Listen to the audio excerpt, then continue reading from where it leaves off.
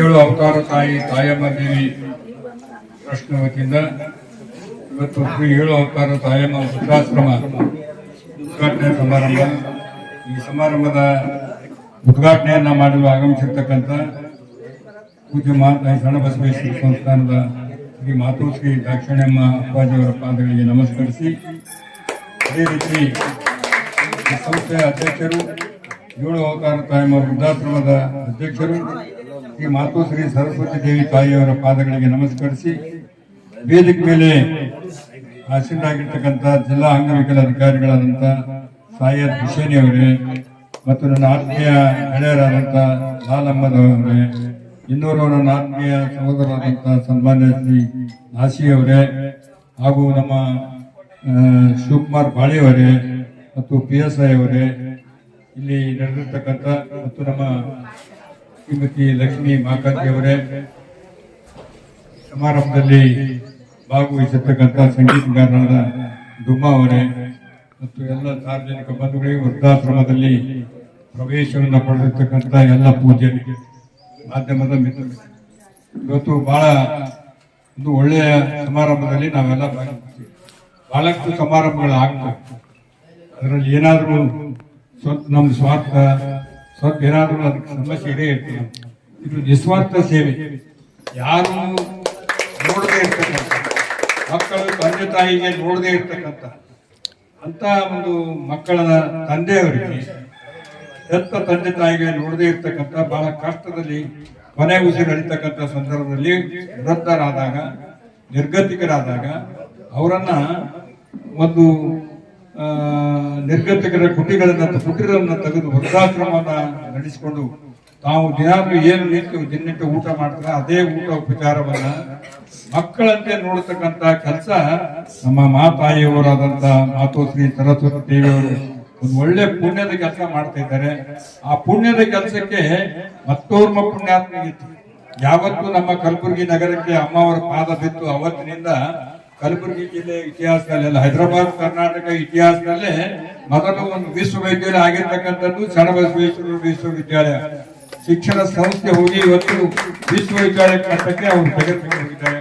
ಅವರಿಗೆ ಅನೇಕ ಡಾಕ್ಟರೇಟ್ ಪದವಿ ಕೂಡ ಇವತ್ತು ಕಿತ್ತೂರು ರಾಣಿ ಚೆನ್ನಮ್ಮ ಬಿಜಾಪುರನಿಂದ ಬೇರೆ ಬೇರೆಯಿಂದ ಕೂಡ ಅವರಿಗೆ ಸಾಕಷ್ಟು ಪದವಿ ಮತ್ತು ಸತ್ಕಾರವನ್ನ ಕೊಂಡಾಡಿ ಮಾಡತಕ್ಕಂಥದ್ದು.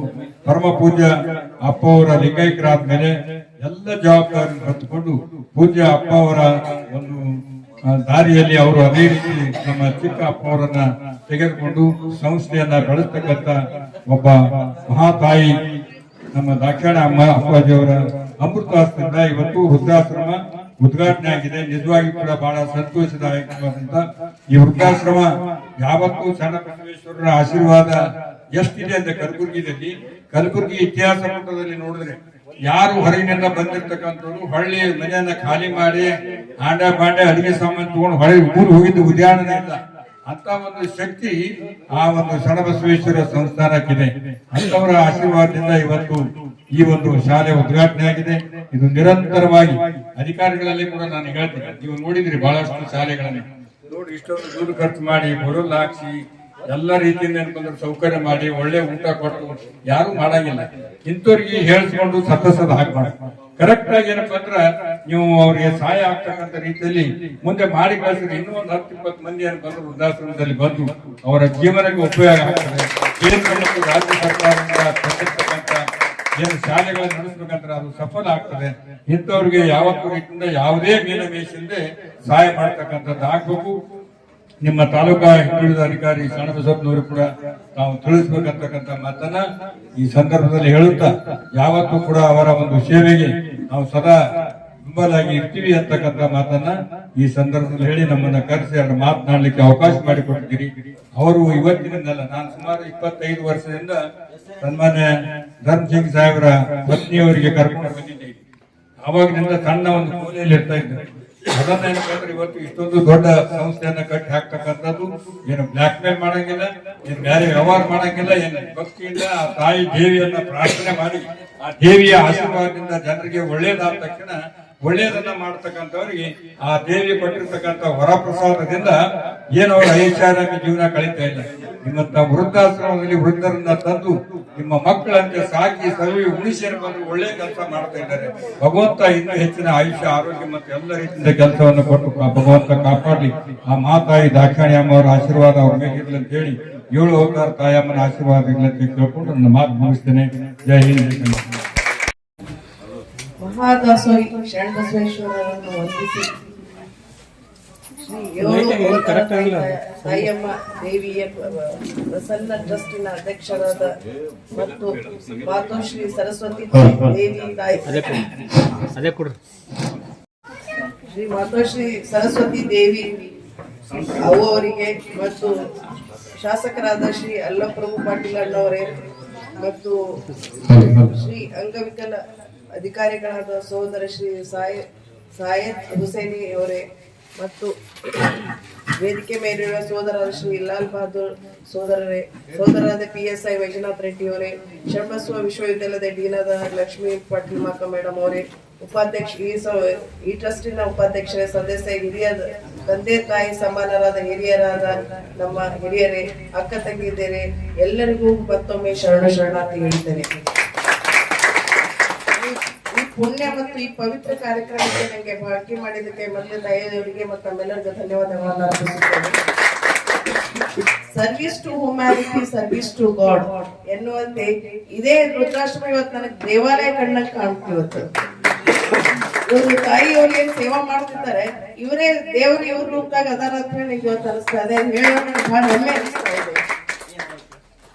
ಶ್ರೀ ಮಾತೋಶ್ರೀ ಸರಸ್ವತಿ ಅವರು ಹುಟ್ಟಿ ಬೆಳೆದಿದ್ದು ತಾಯಿ ಆಶ್ರಯದಲ್ಲಿ. ಅವರು ತಮ್ಮ ಜೀವನವನ್ನು ತಾಯಿಯ ಸೇವೆ ಮೀಸಲಿಟ್ಟು ಅವರ ಹತ್ತಿರ ಅನೇಕ ಬಡವರ ಆಶ್ರಯ ಪಡೆದುಕೊಳ್ಳುತ್ತಿದ್ದಾರೆ. ಇಲ್ಲಿ ಅವರ ಕಷ್ಟಗಳನ್ನು ನೋಡಿ ಅವರು ಆರಾಧಿಸುವ ತಾಯಿ ಹೆಸರಿನ ಶ್ರೀ 7 ಅವತಾರ ತಾಯಿ ಎನ್ನುವ ಹೆಸರಿನಿಂದ ವೃದ್ಧಾಶ್ರಮ ತೆಗೆದು ಅದನ್ನು ತಮ್ಮ ಜೀವನವನ್ನು ಸಾರ್ಥಕ ಮಾಡಿದ್ದಾರೆ ಮತ್ತು ಬಹಳ ಪುಣ್ಯ ಕೆಲಸ ಮಾಡುತ್ತಿದ್ದಾರೆ.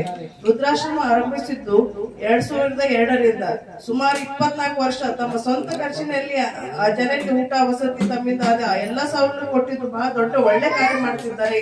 ಈ ಸಮಾಜಕ್ಕೆ ಈ ದೇಶಕ್ಕೆ ಉದಾಹರಣೆಯಾಗಿದ್ದಾರೆ ತಾಯಿಯವರು.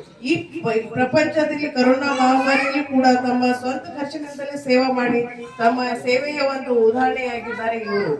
ಇಲ್ಲಿ ಇರುವ ಪ್ರತಿಯೊಬ್ಬರು ಹಿರಿಯರು ನಮ್ಮ ತಂದೆ ತಾಯಿ ಪ್ರತಿಬಿಂಬವಾಗಿದ್ದಾರೆ ಎಂದು ನೋಡ್ಕೊಳ್ತಿದ್ದಾರೆ ಮತ್ತು ಪ್ರತಿಬಿಂಬ ಆಗಿದ್ದಾರೆ. ಇಲ್ಲಿ ಮೂಡುವ ಒಂದು ನಗು ನಮ್ಮ ಜೀವಕ್ಕೆ ಅರ್ಥ ಮಾಡಿಕೊಡುತ್ತದೆ ಅಂತ ಹೇಳಲು ಅನಿಸ್ತದೆ. ಇದು ಸಂಸ್ಕೃತಿಯ ಜೀವಂತ ಉದಾಹರಣೆಯಾಗಿದ್ದಾರೆ ತಾಯಿಯವರು. ಇದು ಮಾತೋಶ್ರೀ ಮಡಿಲು ತಂದೆಯ ನೆರಳು ಅನ್ನಂಗ ಈ ಆಶ್ರಮ ನಡೆಸುತ್ತಿದ್ದಾರೆ. ಮಾತೃ ದೇವೋಭವ ಅನ್ನುವಂತೆ ವಚನದಲ್ಲಿ ತಾಯಿ ದೇವರು ಎನ್ನುವಂತೆ ಶ್ರೀ 7 ಅವತಾರ ತಾಯಿ ವೃದ್ಧಾಶ್ರಮ ನಿಮ್ಮೆಲ್ಲರಿಂದ ಭರವಸೆ ಬದುಕಿನ ಉದಯ. ಮಾತೋಶ್ರೀಯವರ ಮಮತೆ ಸುರಕ್ಷತೆ ಮಡಿಲಲ್ಲಿ ನೀವೆಲ್ಲರೂ ಆರಾಮಾಗಿದ್ದೀರಿ ಅಂತ ಹೇಳಲು ಹೆಮ್ಮೆ ಅನಿಸುತ್ತದೆ. ಈ ಸೃಷ್ಟಿ ಆಗ್ಬೇಕಂದ್ರೆ ತಾಯಿ ಬೇಕು. ಈ ತಾಯಿ ಭೂಮಿ ತಾಯಿ ಈ ಜೀವ ನಡೆಸಬೇಕಾದ್ರೆ ತಾಯಿ ಬೇಕು. ತಾಯಿಗೆ ಇಂತ ದೊಡ್ಡ ಶಕ್ತಿ ಇದ್ದಾಗ ನಿಮ್ಗೆಲ್ಲ ಬದುಕು ಕೊಡ್ತಿದ್ದಾರೆ. ಸೃಷ್ಟಿ ಮಾಡುವ ಶಕ್ತಿ ತಾಯಿಗಿದೆ, ಒಂದು ಹೆಣ್ಣಿಗಿದೆ. ಆ ತಾಯಿ ರೂಪದಲ್ಲಿ ಬಂದು ನಿಮ್ಗೆ ಜೀವನ ಬದುಕು ಕೊಡುತ್ತಿದ್ದಾರೆ ಅಂತ ಹೇಳಲು ನಮ್ಗೆ ಬಹಳ ಅಭಿಮಾನ ಅನಿಸುತ್ತದೆ. ಇದೊಂದು ಪುಣ್ಯಧಾಮ ದೇವಾಲಯ. ವಚನದಲ್ಲಿ ಅದಕ್ಕೆ ನೋಡು ದೈವವೇ ಧರ್ಮದ ಮೂಲ ಎನ್ನುವುದು ತೋರಿಸಿಕೊಟ್ಟಿದ್ದಾರೆ. ಇಡೀ ವಯಸ್ಸಿನಲ್ಲಿ ದೈಹಿಕವಾಗಿ ಮಾನಸಿಕವಾಗಿ ಕಷ್ಟ ಬಹಳ ಇರ್ತದೆ. ನೋಡ್ಕೊತ ಬಂದಿದೆ, ಒಬ್ರಿಗೆ ಕಾಲಿಲ್ಲ, ಒಬ್ರಿಗೆ ಕಣ್ಣಿಲ್ಲ. ಆದ್ರೂ ನೀವೆಲ್ಲರಿಗೂ ಹೇಳ್ತೀನಿ, ನಿಮ್ಗೆ ಇದು ಜೀವನ ದೇವ್ರು ಕೊಟ್ಟಿರುವ ಒಂದು ಒಳ್ಳೆ ಜೀವನ ಇದು. ಅದು ಇಲ್ಲ ಅನ್ನೋದಕ್ಕಿಂತ ನಿಮ್ಮಲ್ಲಿ ಏನಾರ ತಿಳ್ಕೊಂಡು ಅರ್ಥ ಮಾಡ್ಕೊಂಡು ಆನಂದದಿಂದ ಇದ್ದಿದ್ರಲ್ಲೇ ತೃಪ್ತಿಯಾಗಿ ನೀವು ಜೀವನ ಕಳೀರಿ, ನಿಮ್ ಜೀವನ ಸಾರ್ಥಕ ಮಾಡ್ಕೊರಿ ಅಂತ ಪ್ರೋತ್ಸಾಹಿಸುತ್ತಾರೆ. ಜೀವನ ಎಲ್ಲರಿಗೂ ಪರಿಪೂರ್ಣ ಎಲ್ಲಾನು ಸಿಗಂಗಿಲ್ಲ. ನಾವ್ ಇದ್ದಿದ್ರೊಳಗೆ ಕಸದಿಂದ ರಸ ಮಾಡ್ಕೊಳ್ಳೋ ಶಕ್ತಿ ನಿಮ್ಮಲ್ಲಿ ಬೆಳೆಸ್ಕೋರಿ. ನಿಮ್ಗೆ ಏನಾಗಿತ್ತು ಅಲ್ಲೇ ಗಾರ್ಡನ್ ಹಾಕ್ರಿ, ನೀವು ಮಾತಾಡ್ಕೋರಿ, ಆನಂದ ಪಡ್ರಿ. ನೀವು ಕ್ಷಣಗಳು ನೀವು ಆನಂದ ಪಟ್ಟು ನಿಮ್ ಜೀವನ ಕಳೀರಿ. ನೀವೇನ್ ಆನಂದ ತೃಪ್ತಿ ಮಾಡ್ತಿರಲ್ಲ ಅಲ್ಲೇ ದೇವರದನ್ನ ಮತ್ ಅಲ್ಲೇ ಮುಕ್ತಿ ಅದ. ನೀವು ಆನಂದದಿಂದ ನಿಮ್ ಜೀವನ ಕಳ್ಕೊರಿ ಅಂತ ಹಿರಿಯಲ್ಲಿ ಬೇಡ್ಕೊಳ್ತೇನೆ. ನೀವು ಎಲ್ಲ ನಿಮ್ ಕಳ್ಕಳಿ ದುಃಖ ಕಷ್ಟ ಎಲ್ಲ ಒಂದ್ ಕಡೆ ಒತ್ತಿ ಏನದ ಅದ್ರೊಳಗೆ ಇದ್ದಿದ್ದು ಮಾಡ್ಕೊಂಡು ಸುಖವಾಗಿ ಬಾಡ್ರಿ. ಶರಣರ ಆಶೀರ್ವಾದ ನಿಮ್ಮ ಮೇಲೆ ಸದಾ ಇರ್ಲಿ. ಆನಂದದಿಂದ ನೀವು ಮುಕ್ತಿ ಪಡ್ರಿ ಅಂತ ಹೇಳಿ ನಾನು 2 ಮಾತು ಮುಗಿಸ್ತೇನೆ. ಈ ಪುಣ್ಯ ಕಾಯಕದಲ್ಲಿ ಈ ಪುಣ್ಯ ಜೀವನದಾಗ ಪುಣ್ಯ ಕಾಯಕ ಮಾಡಿ ಒಳ್ಳೆ ಜೀವನ ಕಳೀರಿ, ಆನಂದ ಪಡ್ರಿ, ತೃಪ್ತಿ ಮಾಡ್ರಿ. ತಾಯಿಯವರು ಬಹಳ ಒಳ್ಳೆ ಕೆಲಸ ಮಾಡುತ್ತಿದ್ದಾರೆ. ಅವ್ರಿಗೆಲ್ಲ ನಮ್ಮೆಲ್ಲರ ಕಡೆಯಿಂದ ಅವ್ರಿಗೆ ಧನ್ಯವಾದ ಅರ್ಪಿಸಿ ಜೋರಾಗಿ ಪ್ರೋತ್ಸಾಹಿಸಿ ಜೋರಾಗಿ ಬೇಕು. ಈಗ ಅವರ ಆಶೀರ್ವಾದ ಪೂರ್ತಿಯಾಗಿ ನೀವೆಲ್ಲರೂ ಅವ್ರ ಜೀವನಕ್ಕೆ ಎಲ್ಲರೂ ಒಳ್ಳೇದಾಗಿ ಬಾಳ್ರಿ ಅಂತ ಹೇಳಿ ನಾನು 2 ಮಾತು ಮುಗಿಸ್ತೇನೆ. ಶರಣರ ಆಶೀರ್ವಾದ ನಮ್ಮೆಲ್ಲರ ಮೇಲೆ ಇರಲಿ ಅಂತ ಹೇಳಿ ಮಾತು ಮುಗಿಸ್ತೇನೆ. ಬಸವಣ್ಣ ಜೈತಿ ಜಗದ್ಗುರು ಬಸವಣ್ಣ, ಕಾಯಕ ವೇಗಿ ಬಸವಣ್ಣ, ಕೈವಲ್ಯದ ಆಸನೆ ಬಸವಣ್ಣ, ಕಂಕರ ನೀನು ಬಸವಣ್ಣ, ಶಂಕರ ನೀನು ಬಸವಣ್ಣ, ಮಾಯ ರೂಪದ ಮದವರಿಸಿದ ಮಾದೇವ ನೀನೇ ಬಸವಣ್ಣ. ಜೈ ಗುರು ಜೈ ಗುರು ಜೈತು ಜಗದ್ಗುರು, ಜೈ ಗುರು ಜೈ ಗುರು ಜೈತು ಜಗದ್ಗುರು. ಫುಲ್ ಸಮೀಪ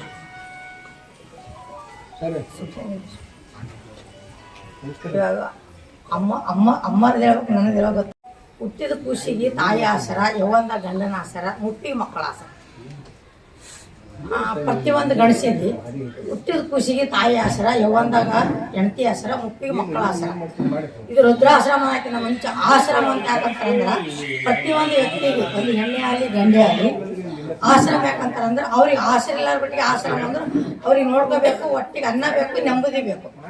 ಅವ್ರು ಒಂದು 4 ದಿನ ಬಾಳಿಸ್ಬೇಕವ ಅಂದ್ರೆ ಅವ್ರು ಏನ್ ನಾವು ಹುಟ್ಟಿದ ಖುಷಿ ತಾಯಿ ಆಸರ ಅಂತೀವಿ ಹಂಗ ಅವ್ರ ಮಕ್ಕಳಾಗೆ ಇರ್ತಾರೆ. ಯಾವಾಗ ಒಂದು ಮನುಷ್ಯ 40 ವರ್ಷ ಆಯ್ತಂದ್ರ ಅವಳು ಮಕ್ಕಳಾಗೆ ಬಾಳಿರ್ತಾರೆ. ಪ್ರತಿಯೊಂದು ಜೀವನದೊಳಗ ಆಸೆ ಎಂಬುದು ನಿರಾಶೆ, ಸಂಶಯ ಎಂಬ ಸರ್ವನಾಶ, ಸರ್ವಜ್ಞ. ಯಾವುದೇ ಮನುಷ್ಯಾಗ ಆಸೆ ಇರಂಗೆ ಎಲ್ಲ ಇಲ್ಲೇ ಬಿಟ್ಟು ಹೋಗ್ಬೇಕು, ಇರತನ ನೆಮ್ಮದಿ ಹೋಗ್ಬೇಕು. ನನ್ನ ಜೀವನದೊಳಗ ನನಗೆ ಎದ್ರೊಳಗ ತೃಪ್ತಿ ಸಿಕ್ಕಿಲ್ಲ. ಯಾವುದೇ ಒಂದು ಮನುಷ್ಯ ಕಷ್ಟ ಬಂದದಪ್ಪ ಅಂದ್ರ ಅವ್ನು 4 ದಿನ ಬಾಳ್ತಾನಂದ್ರ ದೇವ್ರಿಗಂತೂ ಉಣಿಸ್ಲಕ್ ಆಗಂಗಿಲ್ಲ, ಇನ್ನೊಬ್ರಿಗಂತೂ ಕೊಡ್ಲಕ್ ಆಗಂಗಿಲ್ಲ. ಇಂಥವ್ರಿಗೆ 4 ದಿನ ಅನ್ನ ಹಾಕಿದ್ರೆ ಇನ್ನೊಂದು 4 ದಿನ ಬಾಳ್ತಾನ ಅಂತಲೇ ನನಗೆ ಒಂದು ತೃಪ್ತಿ ಸಿಕ್ಕಾದ. ಅಂತ ಒಂದು ಇದ್ರೆ ತೃಪ್ತಿ ಸಿಕ್ಕಾದ. ಅವ್ರು ಕೊಡ್ಬೇಕು ಇವ್ರು ಕೊಡ್ಬೇಕು ಅದು ನನ್ನ ಜೀವನದಾಗ ಬಂದಿಲ್ಲ. ಅಂತೂ ಅಮ್ಮವರು ಶ್ರೀ ಮಾತಾಶ್ರೀ ದ್ರಾಕ್ಷಿಣಿ ಅಮ್ಮವರು ನಿನ್ನೆ ತಮ್ಮ ಅಮೃತ ಕೈಯಿಂದ ಇಲ್ಲ ಅಪ್ಪ ಶರಣಪ್ಪರಿ ಅವ್ರಿಗೆ ಒಂದು ವಚನ ಹೇಳ್ತೀನಿ ಸಣ್ಣದು. ಎಲ್ಲಿ ಕಾಣೋ ಶರಣ ಬಸವ, ಎಲ್ಲಿ ಕಾಣೋ ಬಲ್ಲವರ ಬಲ್ಯಾನ, ತಿಳಿದವರ ಆತ್ಮದ ಒಳಗಾನ.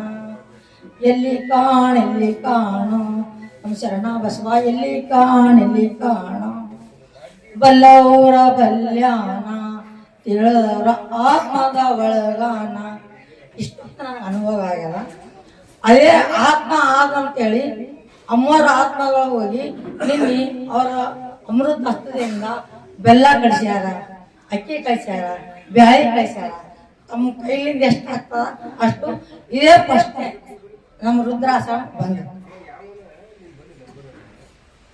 ಇದೇ ಪೈಲೆ ಇವತ್ತಿನ ತನ ನಾನು 24 ವರ್ಷ ನಡ್ಸಿನಂದ್ರ ಇದೇ ಪೈಲೆ ನಮಗೆ ಒಂದು ದಾನ ಧರ್ಮ ಬಂದು ಅಂದ್ರು. ಇವತ್ತು ನಾ ಏನ ಇಷ್ಟಪಟ್ಟಿನಂದ್ರ ಇವತ್ತು ನಾನು ಹೊಂಟಿದ್ದೆ, ಒಬ್ಬಾಕಿದ್ದೆ. ನಮ್ಮ 11 ಇನ್ನೊಂದು ತನ ಅಯ್ಯೋ ನನಗ ಎಡಗೈ ಹೆಲ್ಪ್ ಮಾಡ್ತದೆ ಹೊರತು ಸಾಧ್ಯ ಆಗಂಗಿಲ್ಲ, ಬಲಗೈ ಒಂಟಿ ಅಲ್ಲಪ್ಪ ಅಂತಿದ್ದೆ. ಇವಾಗ ನನ್ನ ಮನ್ಸಿಗೆ ಇಷ್ಟು ತೃಪ್ತಿ ಆಗ್ಯದಂದ್ರ ಮಲ್ಲಿ ಹೂವು ಹೆಂಗ್ ಹರಳ್ತದ ಹಂಗ ನನ್ನ ಮನಸ್ಸು ಹರಳಾಗ್ಯದ. ಯಾಕಂದ್ರೆ ನಾನು ಒಬ್ಬಕ್ಕಿಲ್ಲ, ಶರಣ ಬಸವ ಅಮ್ಮ ಸಾತಿ ಬಂದಾರ. ಇವಾಗ ಅವ್ರ ದಾಸೋಗಿ ಬಂದದ ಅಂದ್ರ ನನ್ನ ದಾಸೋಗಿ ಹಿಂಗೆ ನಡೀತದಂತ ನಾ ಹೆಚ್ಚಿಗೆ ಖುಷಿ ಪಡ್ತೀನಿ.